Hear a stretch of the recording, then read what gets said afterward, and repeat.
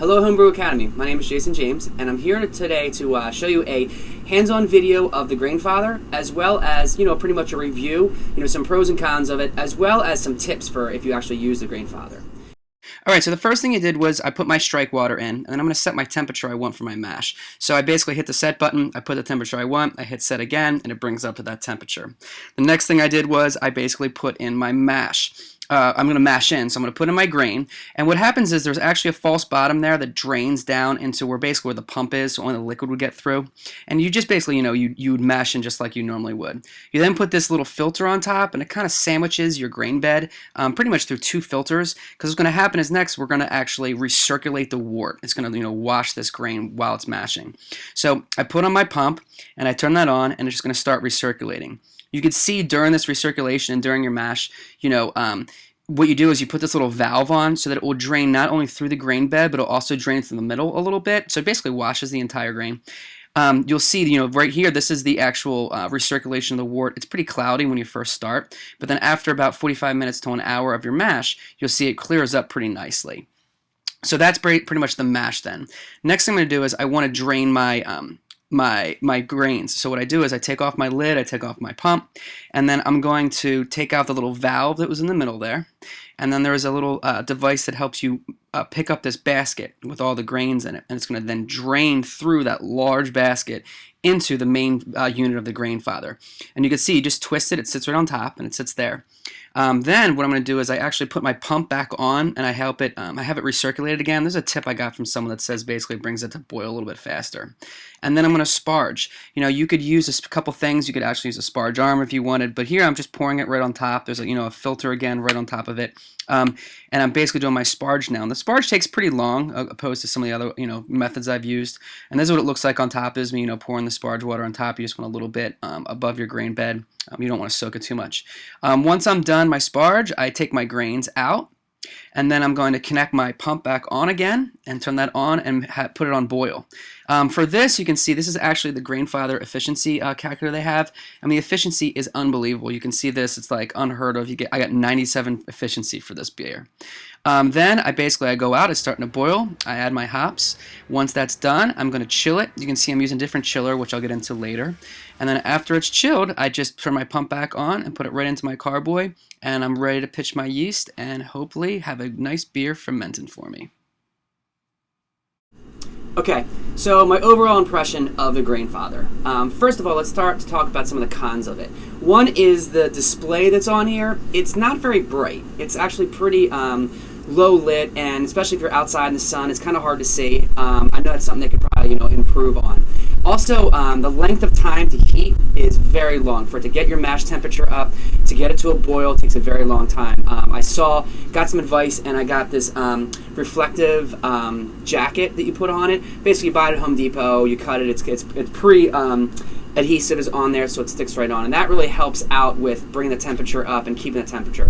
Along with that is really the boil. Before that, if you don't have this reflective jacket on it, the boil is not very rolling, so you don't get a very vigorous boil. It actually was almost like a simmer. The good thing is that my gravity was pretty high, so that was never really an issue the first time I used it.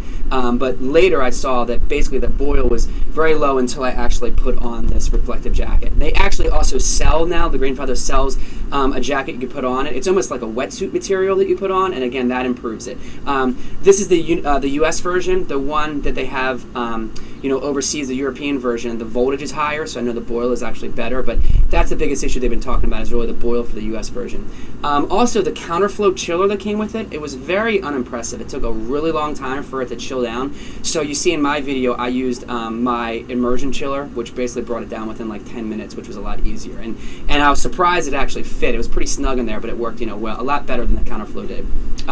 Also, I noticed there's a lot of grains that get into the wort. There's the pump, and there's a filter, and actually when you are recirculating your wort, some of the grains would really get in there, and I found it was a lot easier to actually, after I did my mash and I did my sparge, to drain it, clean it out, and then put it back in. I know it's kind of an extra step, but it just made less grains in there, but again, it's not that big of a deal, but you will get more trube at that point. Some of the pros, first is, you can set it and forget it. You set your temperature, you walk away, you don't have to worry about it, you don't have to check it. Basically, it stops when it gets right at the temperature, you mash in, it's great, it recirculates at that temperature as well. They're talking, the company is actually going to have a new control panel that's coming out. I think it's going to be about $50 to $75, and it's going to be all Bluetooth activated where you can put your recipe in, you can put your water in, you can put your grains in, and it will do step mashes for you without you even having to set it. It'll do it automatically on your phone via Bluetooth, and it sends you a reminder. Basically, a timer goes off when your mash is finished at that point.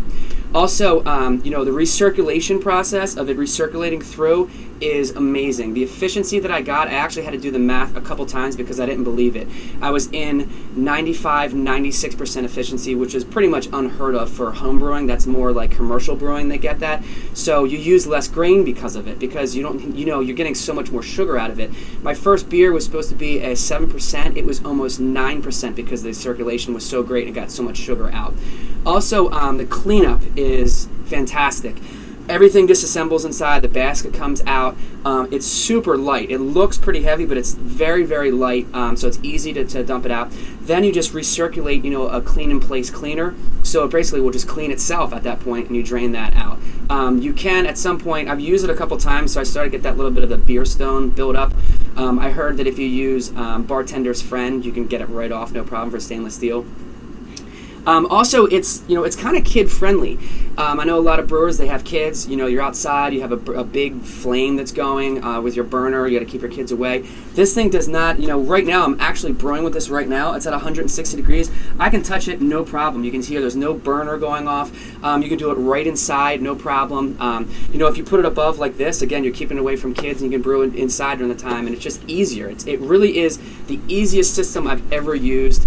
Some people said it was almost like they're cheating, but that wasn't it. In terms of tips for it, using it, again, the jacket helps. That was one of the biggest tips that I saw. There's a couple websites where people gave me some advice. Also, because it has the pump, a hop spider would also be easier, because sometimes it got clogged when I used a lot of hops. My friends joke around and say that I have arachnophobia because I don't like using hop spiders.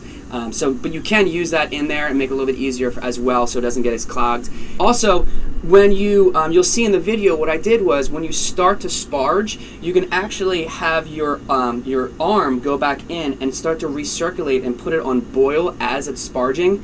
That was another tip I got, so it gets your boil up faster, because basically you're putting the cold water in, but then it's getting pulled out and it's being heated at that time. So that kind of gets your sparge going a little bit faster.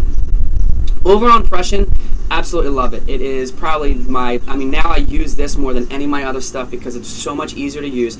Also, you can use it to sous-vide cook. I don't know if you're aware of this. Sous-vide cooking is when you vacuum seal meat, you pretty much put it in a hot water recirculating bath, and it can cook for a long period of time. I've done chicken, I've done pork, I've done steak. It comes out better than any food I've ever cooked because it's slow cooked at a certain temperature. And again, there's websites out there, and a sous vide machine costs about $300. So it's kind of like a homebrew machine as well as a sous vide cooker. So my impression is it's great. I can't recommend it more. If you're into home brewing and you can afford the price tag, I say go and buy it.